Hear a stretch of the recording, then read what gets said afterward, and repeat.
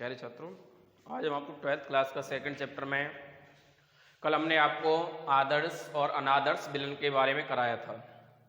उसके आगे हम आज ध्यान देते हैं। आगे आता है विलयनों के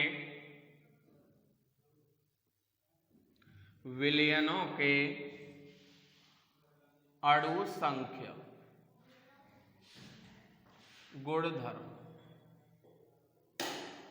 विलयनों के अणु संख्या गुणधर्म यानी कैसे गुणधर्म, जैसे कि डेफिनेशन है, अकॉर्डिंग टू डेफिनेशन हम कह सकते हैं कि गुणधर्म कैसे अणु संख्या यानी जो अणुओं की संख्या पर निर्भर करते हों, ऐसे गुण जो विलयनों के ऐसे गुण जो अणुओं की संख्या पर निर्भर करते हों अणु संख्या गुणधर्म कहलाते हैं।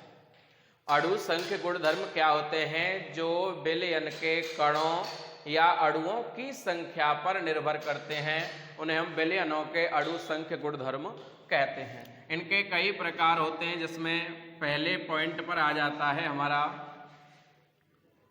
विलयनों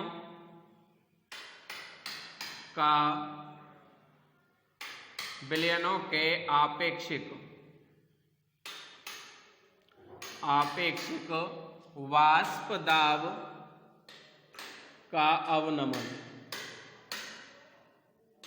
देखिए, आपने 10th क्लास में अवनमन और उन्नयन के बारे में पढ़ा होगा। अवनमन और उन्नयन, ऊंचाई और दूरी में। तो अवनमन का मतलब होता है ऊपर से नीचे की तरफ, और ऊपर से नीचे की तरफ का मतलब हो गया घटना।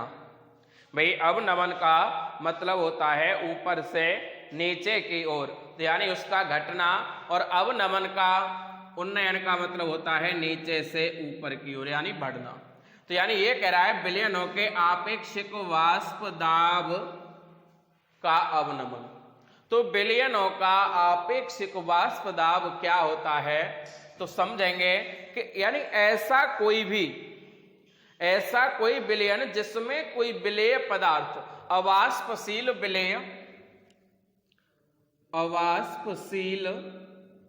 विलेय को जब हम विलायक में मिलाते हैं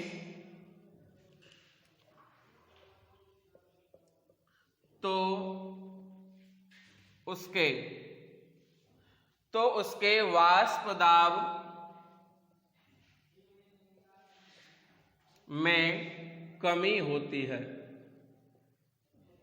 इसी कमी को क्या कहते हैं हम? वाष्प दाब में अवनमन कहलाता है। वाष्प दाब में अवनमन कहलाता है। वाष्प दाब में अवनमन क्या होता है? जब किसी विलायक में कोई अवाष्पशील विलेय पदार्थ मिलाया जाता है तो उसके वाष्प दाब में कमी हो जाती है। इस कमी को हम वाष्प दाब में अवनमन कहते हैं। और वाष्प दाब में अवनमन हम जैसे हम निकालेंगे, हमें कह दिया जाए कि वाष्प दाब में अवनमन कैसे निकालेंगे? वाष्प दाब में अवनमन उसके लिए आता है यानी प्रारंभिक दाब माइनस के अंतिम दाब। प्रारंभिक दाब माइनस के अंतिम दाब, यानी प्रारंभिक दाब क्या है? शुद्ध विलायक का दाब, शुद्ध विलायक का वाष्प दाब, और अंतिम दाब यानी विलेयक को मिलाने के बाद जो वाष्प दाब है उसको हम अंतिम दाब कहेंगे। तो प्रारंभिक दाब को P0 से नोट करते हैं और इसको PS। ये आ गया हमारा प्रारंभिक दाब माइनस के अंतिम दाब। इसके बाद सन 1848 ईस्वी में 1848 में एक वैज्ञानिक थे बॉन बेवो ने बताया था कि इनका जो प्रारंभिक दाब और अंतिम दाब के जो अंतर का अनुपात यदि प्रारंभिक दाब से निकाल दिया जाए तो अवस्था जो होती है वो स्थिर हो जाती है। अवस्था क्या हो जाती है? उसके स्थिर हो जाती है। और उन्होंने उसको नाम दिया था आपेक्षिक वाष्प दाब का अवनमन। ये क्या था? वाष्प दाब में अवनमन और आपेक्षिक वाष्प दाब का अवनमन पूछने लगे तो हम कह सकते हैं कि आपेक्षिक वाष्प दाब का अवनमन क्या होता है? आपेक्षिक वाष्प दाब का अवनमन बात करें तो होता है पी नॉट माइनस के पी एस अपॉन पी। ये किसने दिया था? बॉन बेबो ने 1848 में। उन्होंने कहा था ये क्या है, ये स्थिर नहीं होता, यदि इसे स्थिर करना है तो हमें यानी वाष्प दाब में अवनमन को प्रारंभिक दाब के अनुपात के साथ लगाना होगा और उससे बोलेंगे हम आपेक्षिक वाष्प दाब का अवनमन। तो इस तरीके से जो अवनमन है उसका मतलब होता है घटना कम होना। भाई मैं एक एग्जाम्पल के तौर पर कहूं कि अवनमन यानी भाप का बनना, अवाष्पशील विलेय, अवाष्पशील जिसकी भाप न बनती हो, जब भाप नहीं बनेगी तो उसकी गैसीय अवस्था में कमी आएगी और उस कमी को ही हम वाष्प दाब में अवनमन कहते हैं। और उसको बॉन बेबो के अकॉर्डिंग यदि उसका अनुपात प्रारंभिक दाब से निकाल दिया जाए तो उसको हम आपेक्षिक वाष्प दाब का अवनमन कहते हैं। चलो आगे देखते हैं। इसी में आगे यदि बात करें राउल्ट, तो इसी में राउल्ट ने 1877 ईस्वी में 1877 में राउल्ट ने बताया था कि जो ये आपेक्षिक वाष्प दाब का जो अवनमन होता है ये मोल प्रभाज के बराबर होता है, मोल प्रभाज के बराबर होता है। तो हम कह सकते हैं कि P naught minus P S upon P naught बराबर होता है N upon N plus capital N, बराबर कह सकते हैं इसे हम एक्स ए या एक्स बी, वो हमें विलेय या विलायक के अकॉर्डिंग देखना होता है। ठीक है, तो अब हम कह सकते हैं इसके पश्चात ये आगे हमारा क्या मूल प्रभास के अकॉर्डिंग ये राउल्ट ने दिया था कि जो आपेक्षिक वाष्प दाब में अवनमन होता है वो उसके विलेय या विलायक के मूल प्रभास के बराबर होता है। वैसे मेन रूप से कह सकते हैं कि ये विलायक जो होता है इसमें वो शुद्ध रूप से होता है और विलेय मिलाने के पश्चात वो मिश्रण बन जाता है।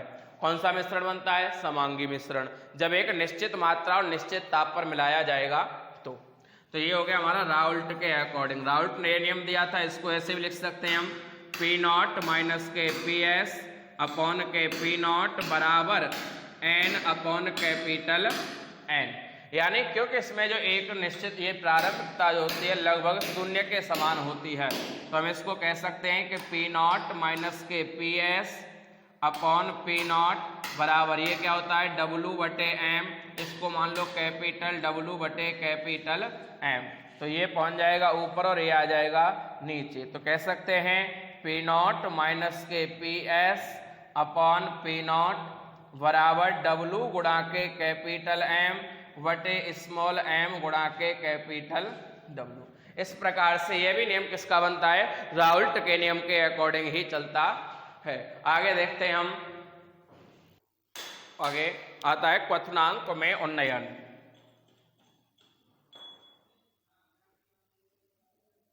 क्वथनांक में उन्नयन, क्वथनांक में उन्नयन, बात हो रही है उन्नयन की, तो उन्नयन से मतलब होता है क्वथनांक का बढ़ना, क्वथनांक का बढ़ना। तो क्वथनांक क्या होता है भाई? ऐसा ताप, किसी भी विलयन का, किसी भी मिश्रण का वह ताप जिस पर उसका जो वाष्प दाब होता है, जो दाब होता है वो चारों ओर के वायुमंडल के बराबर हो जाता है, उसे हम उसका क्वथनांक कहते हैं। या कहते हैं कि ऐसा ताप जिस ताप पर कोई विलयन द्रव से गैस अवस्था में परिवर्तित होने लगता है उस ताप को क्वथनांक कहते हैं।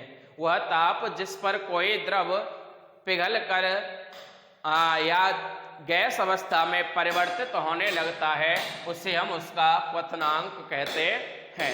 क्वथनांक क्या होता है? द्रव का गैस में परिवर्तित करने वाला ताप। जैसे हम कहें कि 100 डिग्री सेल्सियस पर जल भाप में बदलने लगता है, वाष्प में परिवर्तित होने लगता है। तो जल का क्वथनांक क्या हो गया? 100 डिग्री सेल्सियस। अब बात कर रहा है क्वथनांक में उन्नयन की। तो क्वथनांक में उन्नयन भी सेम उसी कंडीशन में है, जब किसी शुद्ध विलायक में कोई विलेय मिलाया जाता है तो उसके क्वथनांक में वृद्धि हो जाती है।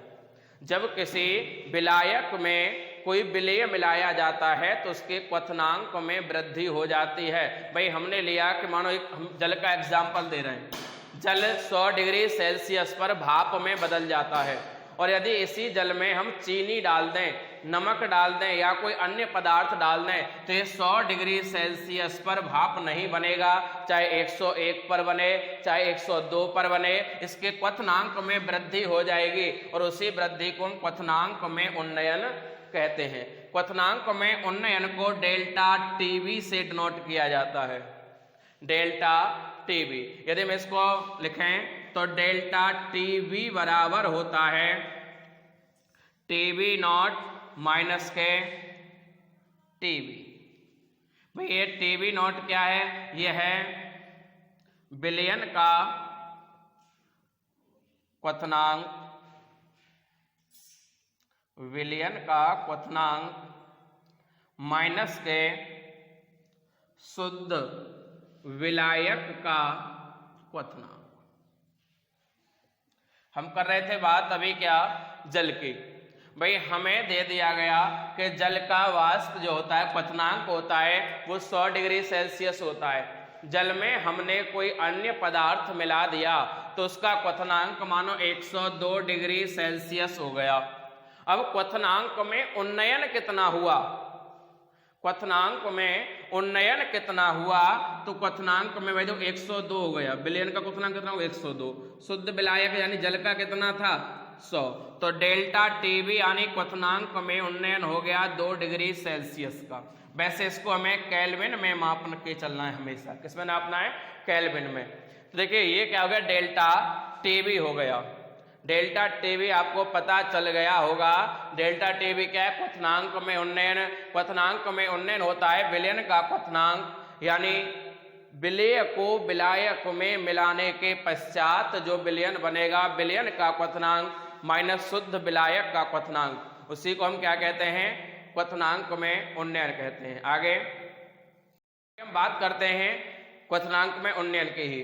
क्वथनांक में उन्नयन को विभिन्न प्रयोगों के माध्यम से बताया गया है कि जो क्वथनांक में उन्नयन होता है,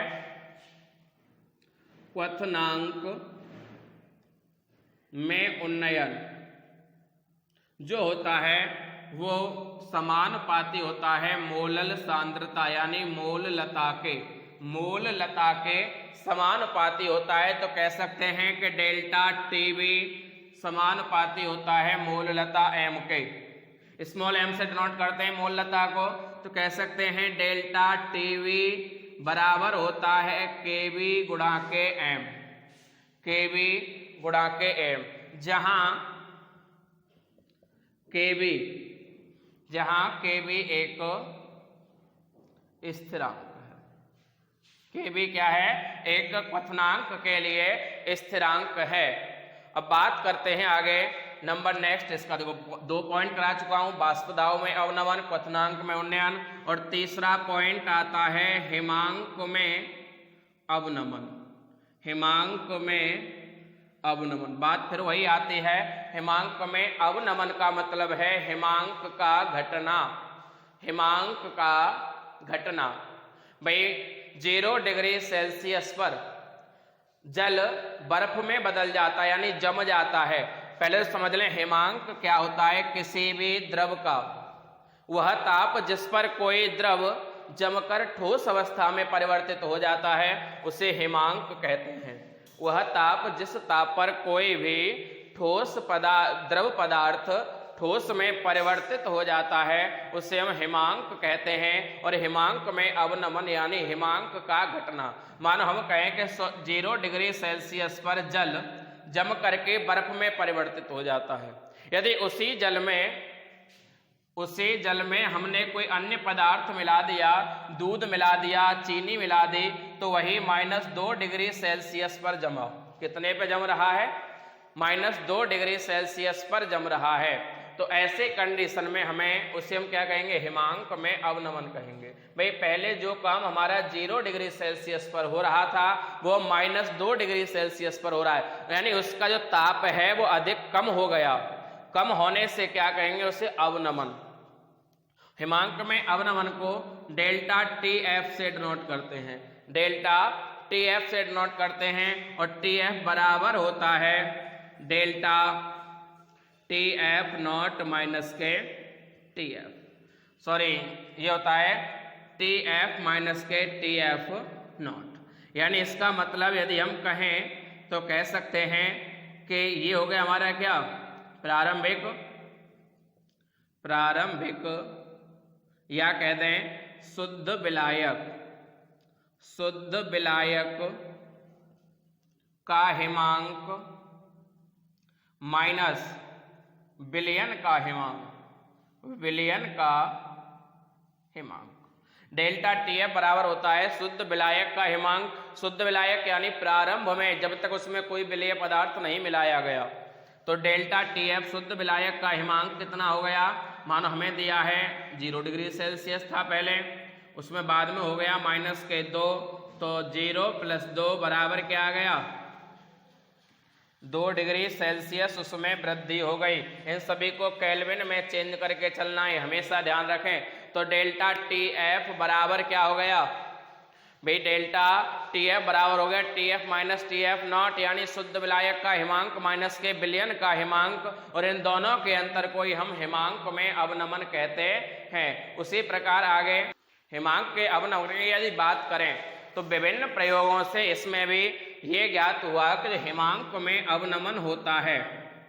हिमांक का अवनमन जो होता है वो समानुपाती होता है मोललता के, यानी सेम क्वथनांक की तरह।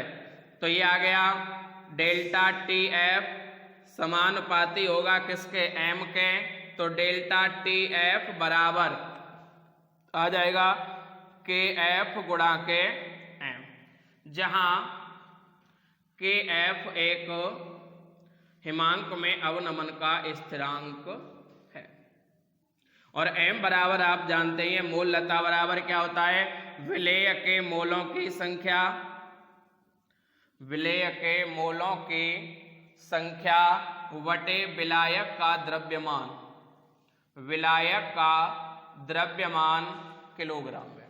इस प्रकार से ये हमारे अणु संख्य गुणधर्म हैं जो मोस्ट इंपोर्टेंट हैं, वो केवल 3 हैं, यानी वाष्प दाब में आपेक्षिक अवनमन और क्वथनांक का उन्नयन, और उसके बाद आता है हिमांक में अवनमन। इसके पश्चात देखो ये अणु संख्य गुणधर्मों का ही, इसको हम ये कह सकते हैं कि ये राउल्ट के नियम को पूर्ण रूप से फॉलो करते हैं, राउल्ट के नियम को पूर्ण रूप से फॉलो करते हैं।